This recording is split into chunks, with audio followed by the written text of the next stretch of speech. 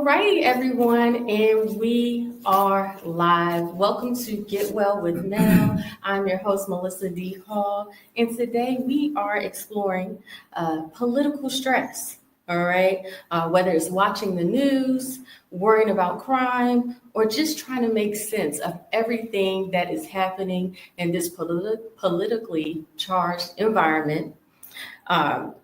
Stress, it affects our mood. It affects our health, it affects our families and communities. And that's why I wanted to do this episode. As you can see, joining me tonight is someone very special who understands political stress and pressure more than most. The mayor of Durham, North Carolina, Mr. Leonardo Williams. He's not only leading a growing city, but also balancing life as a father, a political figure, an entrepreneur, an educator, and probably so much more that we'll find out. We're going to talk about how he manages stress, his plans to keep Durham safe, and what's next for our community. So, without further ado, welcome, Mayor Williams. Thank you for having me. I'm really excited to be here. Yes, Great yes. to join you all. Absolutely. It is so good. It is an honor. We've been trying to get together for a while. It has been a while. Yes, it has been a while. It has been a while. Early into your election, I remember when you were opening your restaurant here in Durham. So to kick this off, are you politically stressed? Yes. That was easy. You didn't even have to think about it. I think, in order to get over the stress, you have to be honest. What would you say is your number one stress source as mayor? Like, what stresses you the most? I would say that it stresses me out when you have a lot of passion and you want to get things done. And then once you get into the role, you see how to get things done.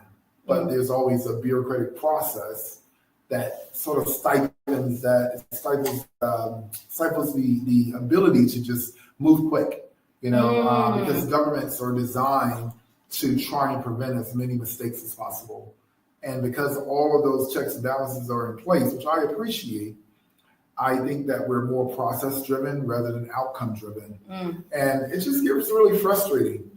With that being said, it's hard to communicate how a government actually works to the average person. So let's get that. Let's talk about that, okay? Yeah. Because for those of you all who do not know, okay, Durham, I hate to say it like this, is what they call a weak mayor state, right? Well, weak mayor city, meaning that his vote counts just as much as all the other city council members, right? And also you're not paying very much for your position either. No, we get a stipend. You get a stipend. My vote is the first of equals, but yes. my expectations, the expectation of the mayor is you can solve all things. Absolutely. That's stressful. Yes, it is. It's very stressful. And I mean, you have no veto power, right? So all the decisions that are actually happening are happening based on a whole city council vote, and it's your face out there on the line. 4 votes is king. 4 votes is king. 4 votes is king. So with that said, right, how do you cope with that? Because again, things happen. We're going to get to the gentrification that's happening here in Durham and all around the country. How do you cope with being that mascot, right? Good or bad, it falls on you. Yeah. So to your initial question, that's exactly what it is. What stresses me? It's the lack of understanding. I call it innocent ignorance. Innocent ignorance is the biggest downfall that we're dealing with in our society right now.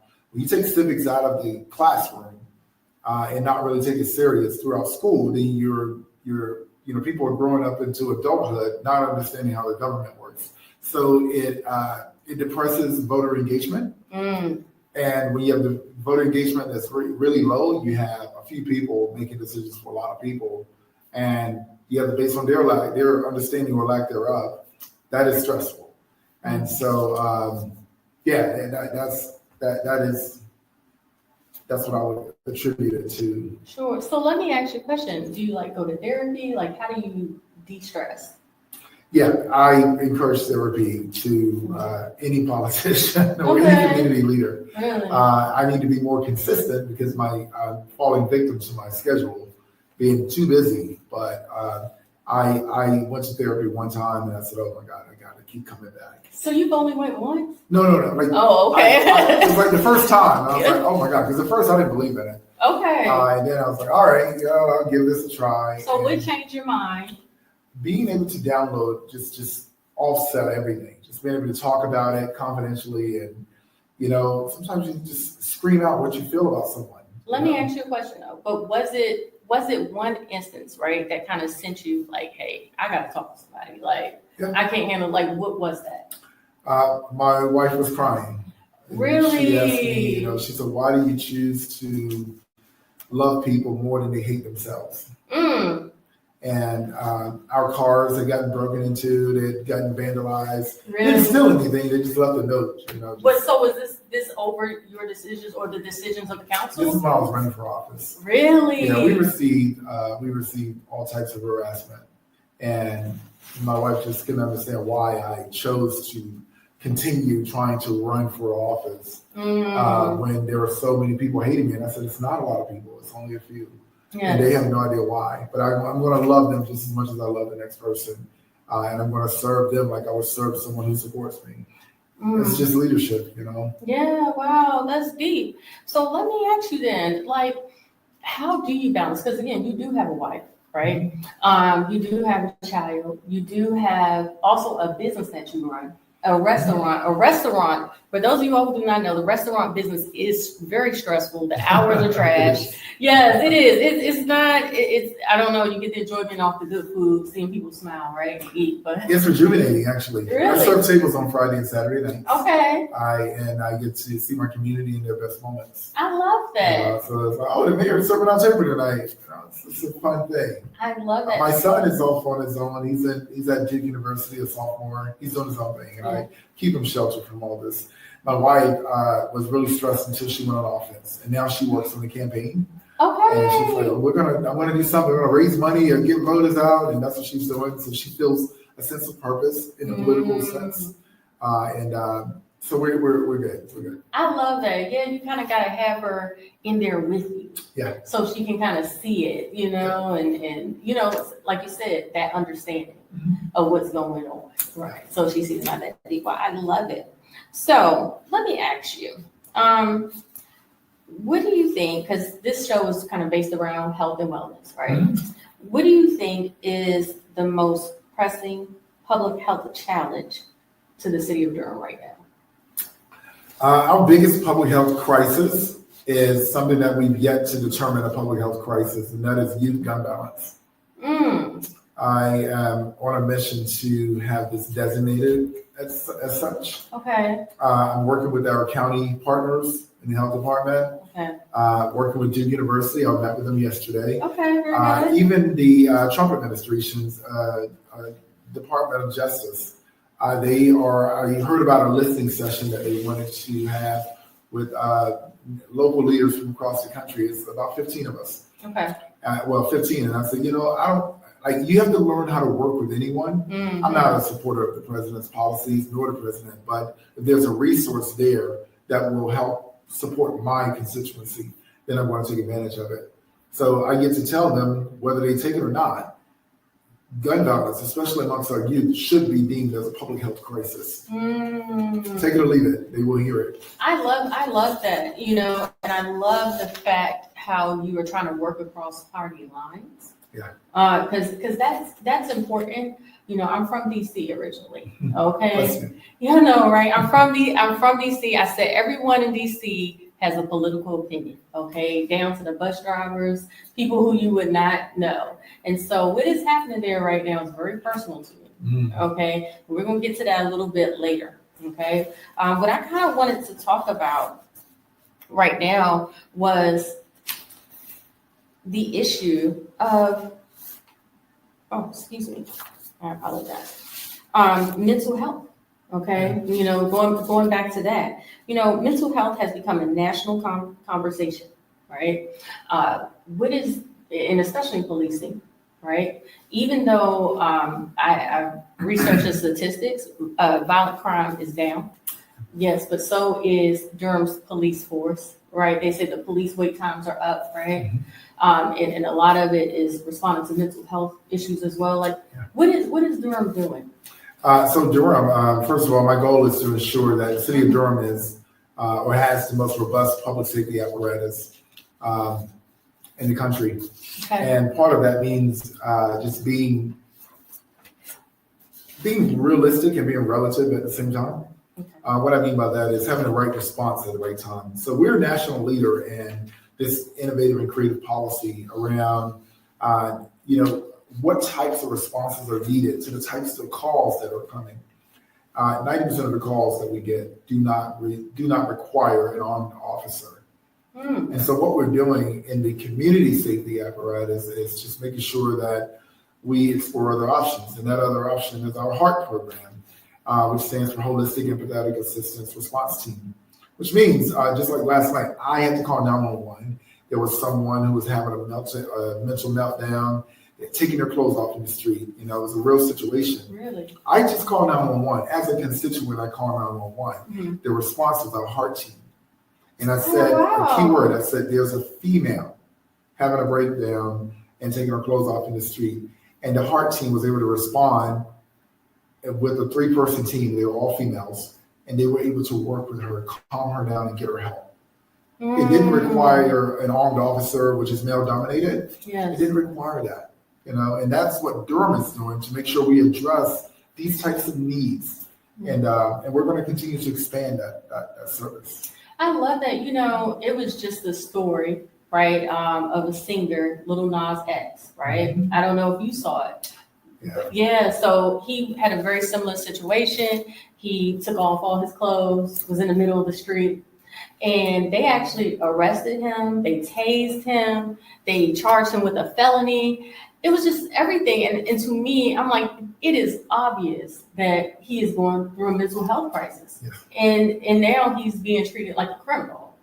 Yeah, so for you all to distinguish between that, like, what was the process to be able to have that type of team and take this approach with policing? But it takes political will. It takes political will to change culture. And it wasn't easy, but there was a lot of buy-in that had to take place in the initial stages. And it was also important to have it as a separate department and have those two departments work together, the police department and the community safety department. I want to go back to Lil Nas X for a second. I remember the first time that I was asked to speak on a national stage. And I was actually at a national publication a couple of times. And each time I'll look at the comments under, and these people don't know me, Adam Hussein, and they would make negative comments. And I would say, oh, that's nothing. But when I was invited to speak on the DNC stage, my bank account was hacked and somehow took me $43,000 in the negative. My online accounts were attacked. Comments came left and right. And I was called this latte liberal. I was called this, punk progressive, and everything was just so vitriol.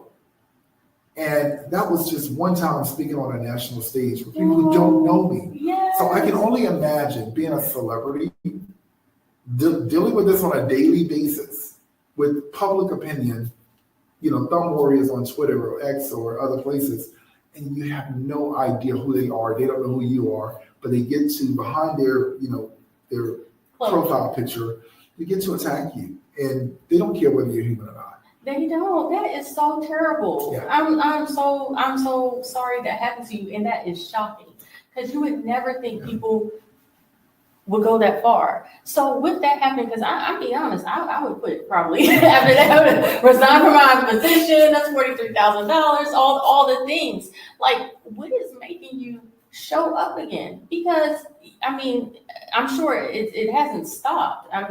You're kind of in battle right now, right? So what is making you want to keep going and do this again? Because you are seeking re-election. Am I going to bend to the will of a coward who wants to only hurt someone? Or am I going to continue to push for the message I got this morning from a lady who's 79 years old and was crying about the taxes being raised and she thinking that she may have to get kicked out of her home. And I jumped in and got the tax administrator to help her through the appeals process, and she's going to get to stay in her home. That's beautiful. And she cried again, but this time it was for a thank you. Well, let me just ask you, I'm put out there, are you willing to die for this city? I'm willing to be fully committed for this city. To die for this city, that's a privilege that my wife and son has in my family. I'm just asking. Yeah, I'm just asking because I've gotten close. I've had threats. I'm sure you have. I'm sure you have. I mean, we saw it, with the current president, on the campaign trail. Yeah. He got shot. They shot his ear off. Yep. He could have quit then, but he's still around. Yep. So, I mean, commitment knows no color or bounds. Yes. Okay, I love that. So, let's talk about the local issues a little bit more into this. Gentrification.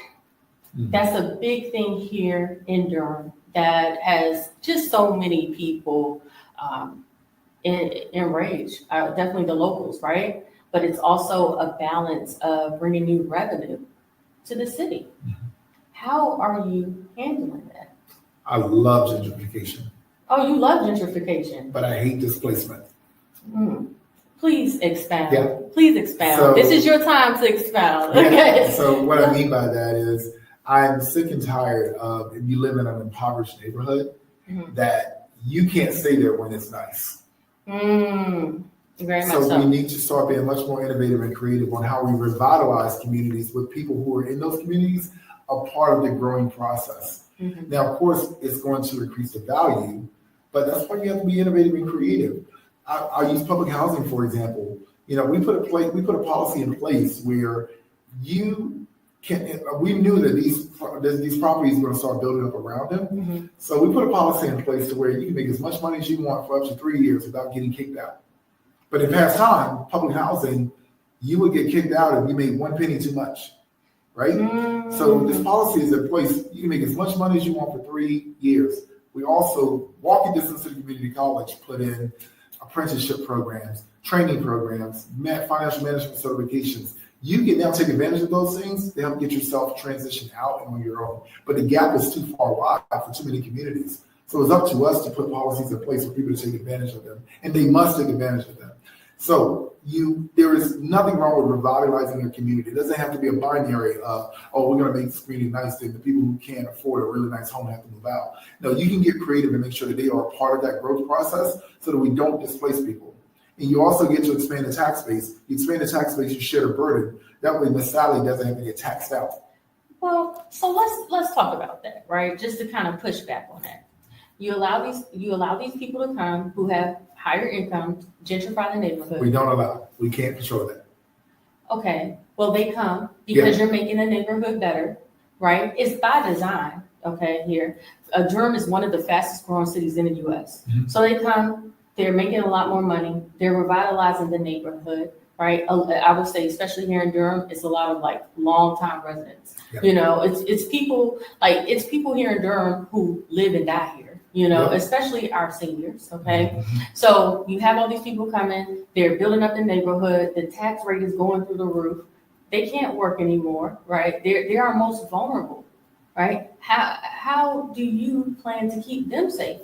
Yeah, I always tell people to look at government as a financial or economic jigsaw puzzle.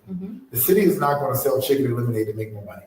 So it's a jigsaw puzzle. So if you don't allow the tax base to expand, then the current residents have to pay more in taxes. So to keep the current residents from paying more in taxes, the tax base has to expand. But how you expand the tax base matters most. It cannot be one type of housing. If you're only going to build luxury towers, you're screwed. If you're only going to build single family homes, you're screwed. So you have to have every type of housing at every level, at every income level, in order to address all the needs as you expand the tax base. What we're experiencing, which we're trying to solve now, is we had at one point a bunch of single family homes coming in, Mm-hmm. and so many people cannot afford those. Yeah. But you're also not addressing your density issue, which means Miss Sally, the tax value was, and then also we went 6 years without doing a land valuation. That's why taxes raised, the value, not taxes, but the value of land raised 74% this year. Wow. But we did not raise the tax rate that much because a balance of expanding the tax base happened as well. Okay. So when people say, oh, you're growing too fast, let me tell you, you don't grow, it's going to become more expensive. You have to expand the tax base. You have to make sure you have housing at every level. So you can't say no to single family homes. You can't say no to luxury towers. You have to have, yes, townhomes. You have to have, yes, apartments. Yes, you have to have the luxury apartments or condos so those folks can go there. Yes, you're going to have the single family folks out in the suburban area. You have to have every type of housing to share the burden. If not, our elders and folks that are victims of these ideas that cost a lot of money, such as paying everybody a minimum wage of $25 an hour, keeping buses free, things that we do, values investments.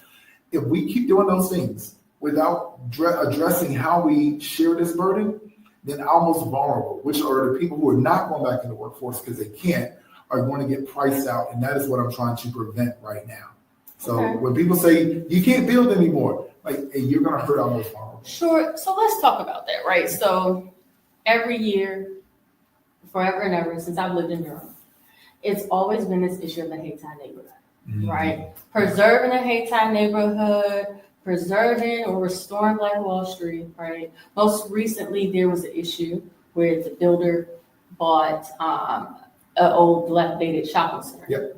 Okay, bought the dilapidated shopping center, went to do the construction, found out they had concrete or bedrock under it, had to get some rezoning done by city council, right?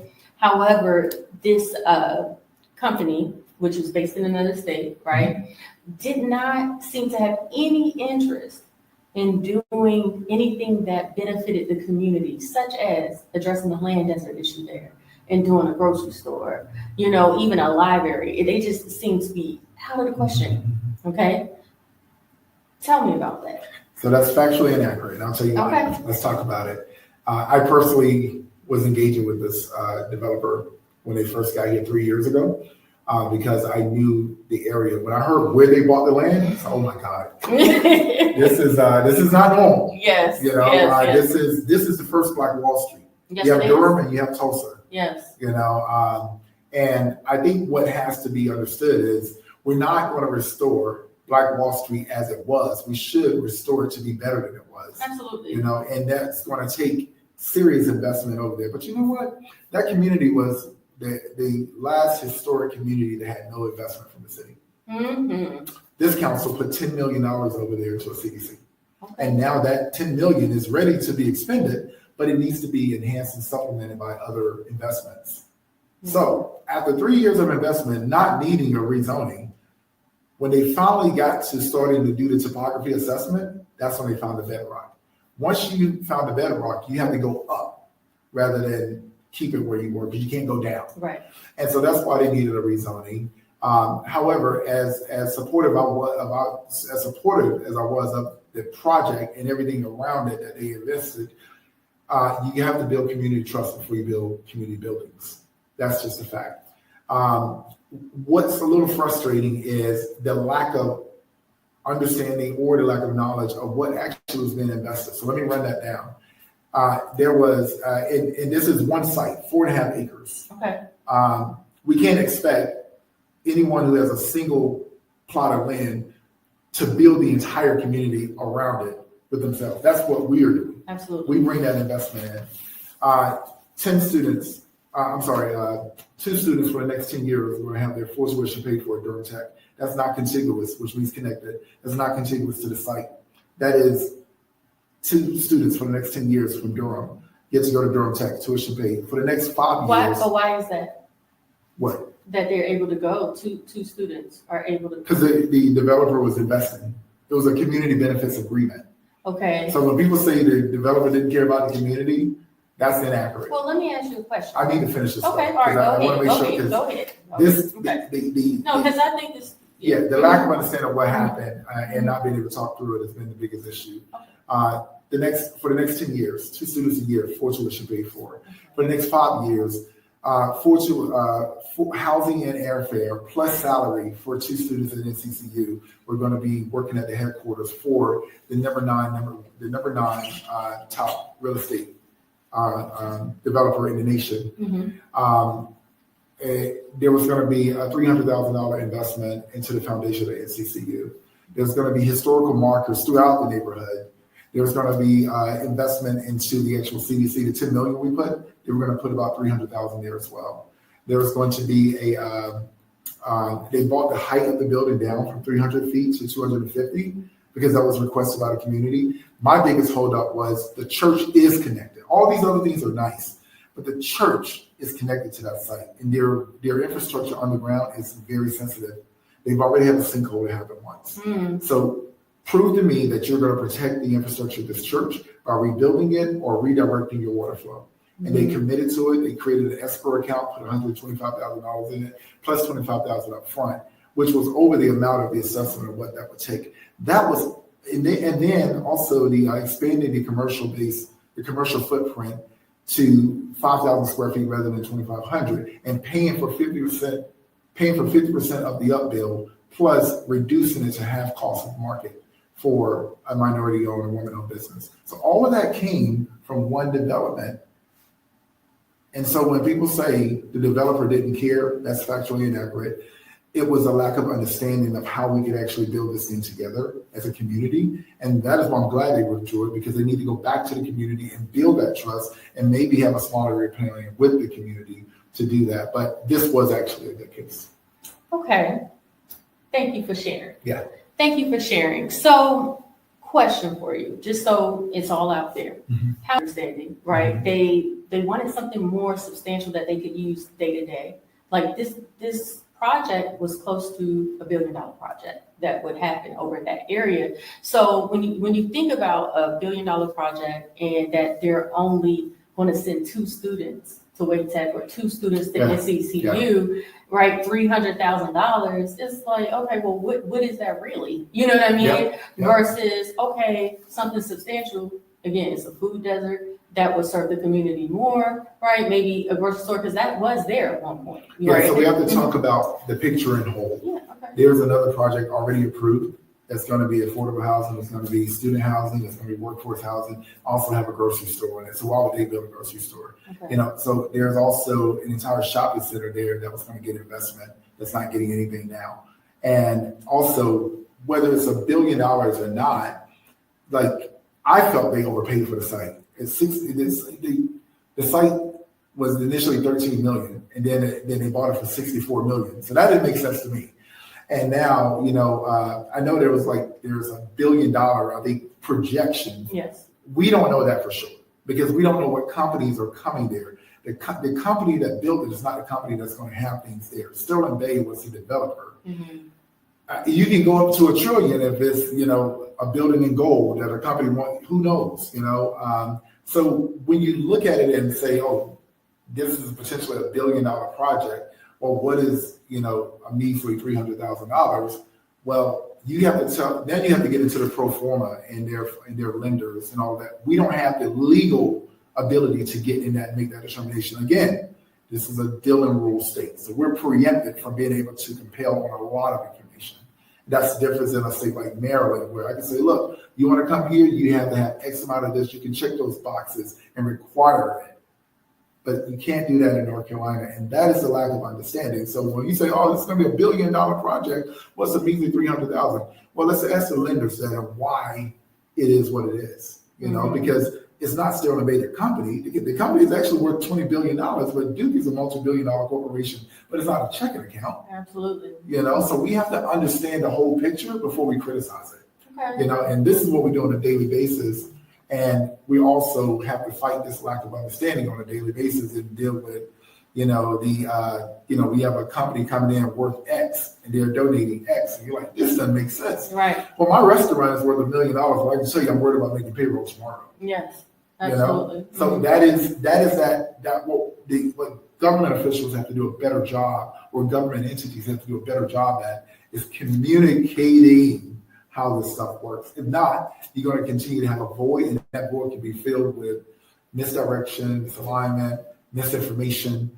And unfortunately, there was a lot of that because the narrative was these rich white developers are coming trying to take away our neighborhood. I would never let that happen. Okay.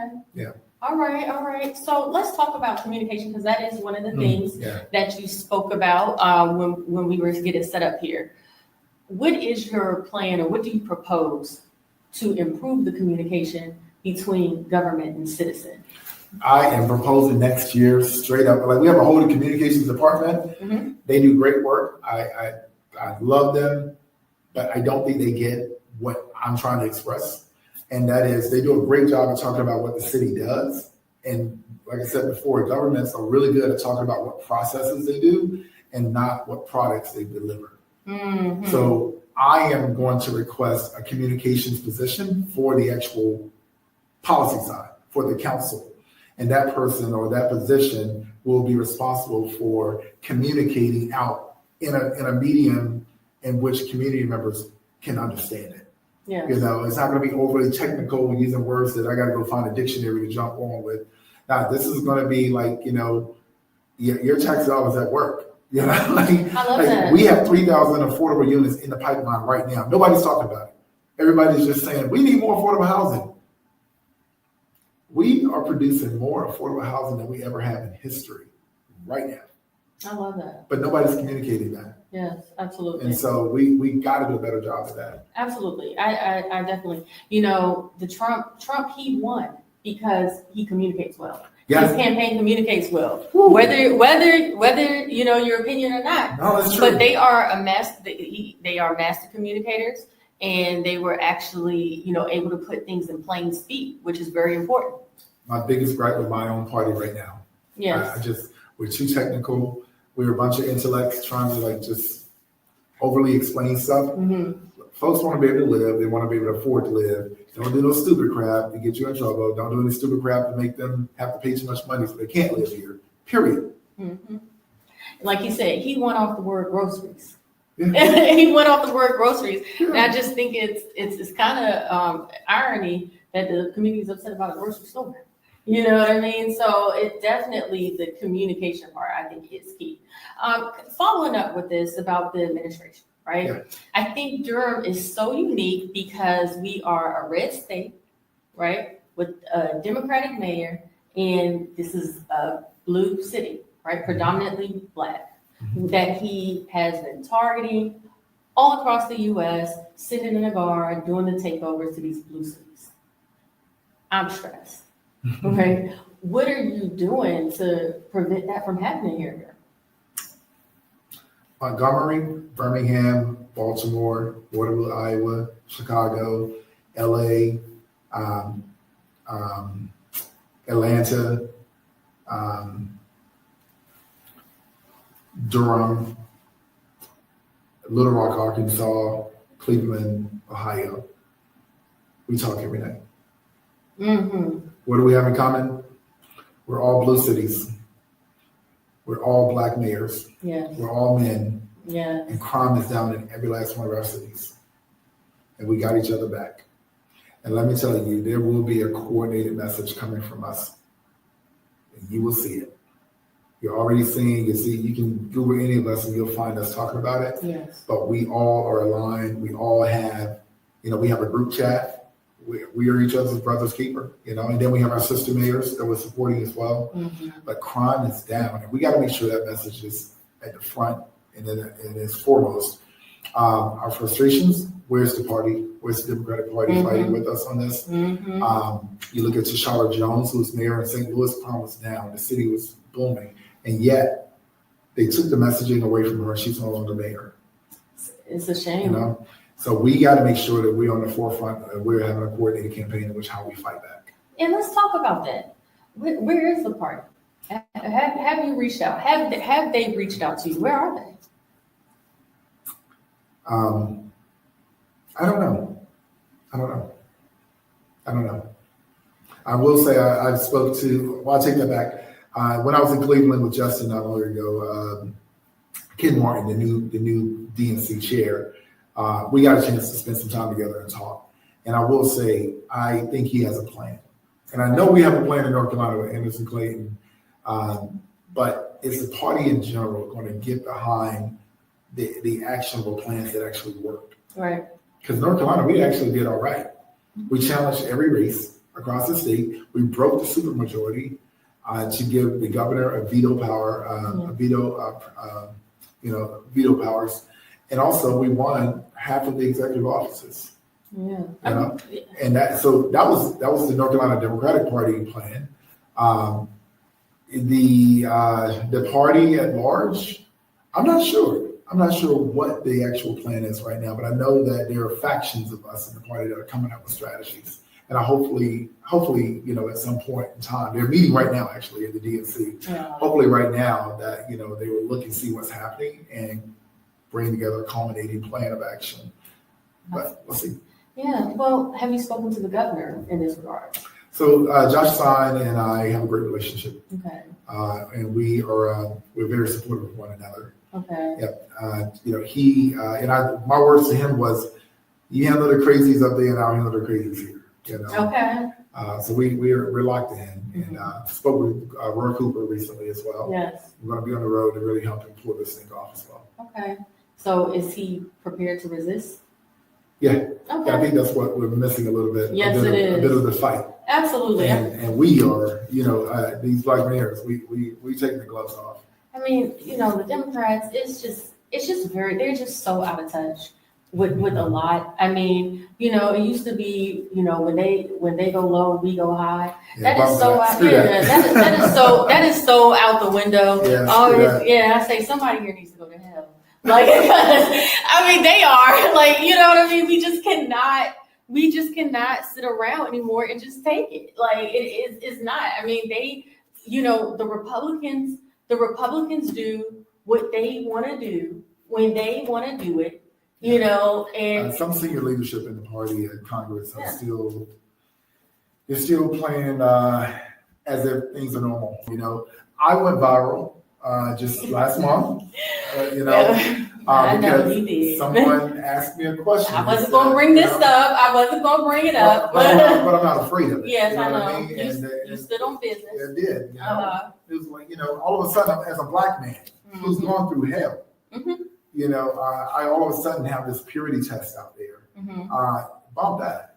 I'm not gonna change who I am, because that does not relate to the young people that I'm talking to. But someone literally asked me a question, and as I'm responding, utilizing the same language and the same tone, that's a problem.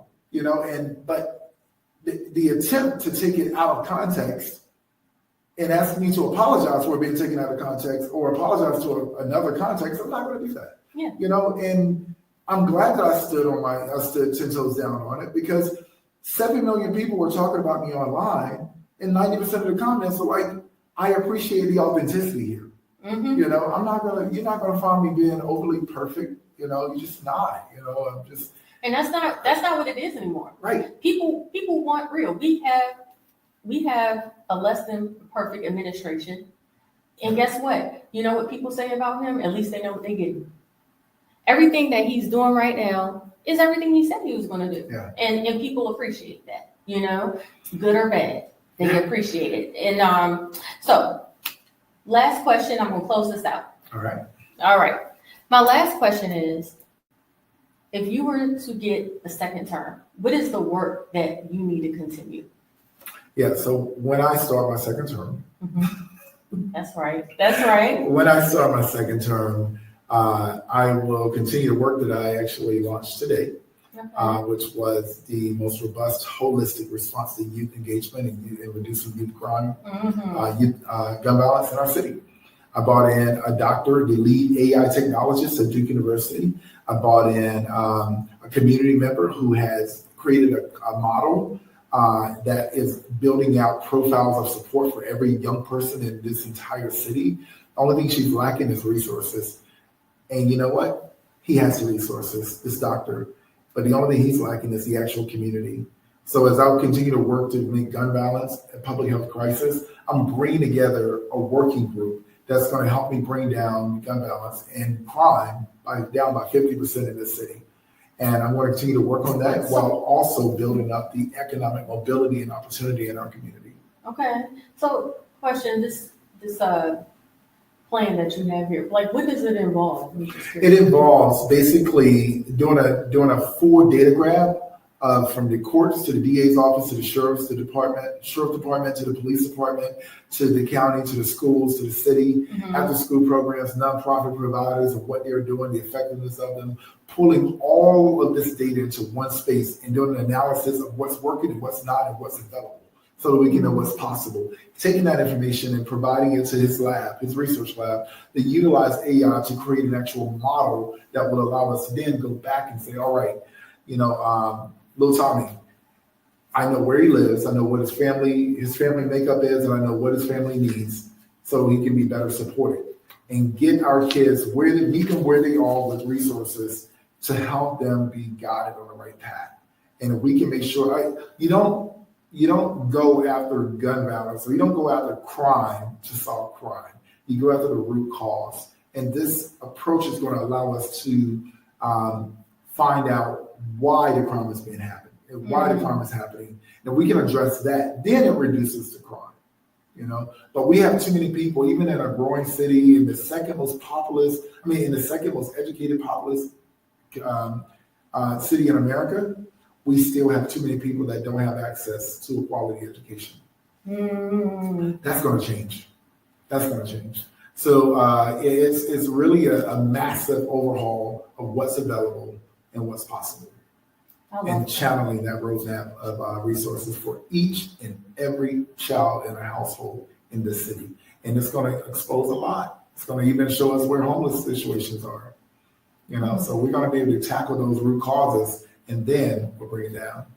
Oh, I love that. Yeah. Well, I love that. Well, I wish you the best of luck. Thank you. I'm sure we will be talking again before, you have your actual election. I appreciate your time and everything. And I appreciate you all for watching. I hope that you all learned a lot and brought some clarity. And listen, we're all dealing with the political stress, but guess what? You got to keep the faith. Isn't that right? Yeah. You got to keep the faith. You got to take care of yourself. Maybe turn off some of that news and doom scrolling, right? Isn't that it? Please, just communicate.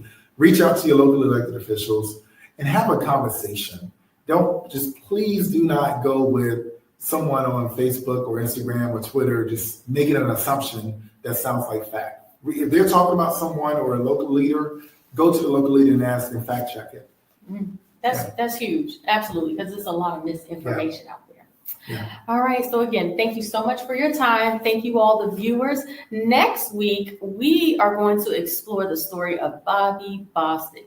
Bobby Bostic was sentenced to 207 years in jail at the age of 16 and was later freed 24 years later by the same judge who sentenced him. Yep. Yes, absolutely. So we will be exploring that next week. It's going to be amazing. All right, you all, make sure you tell a friend and tell a friend to Get Well with Mel, your #1 source for health and wellness information for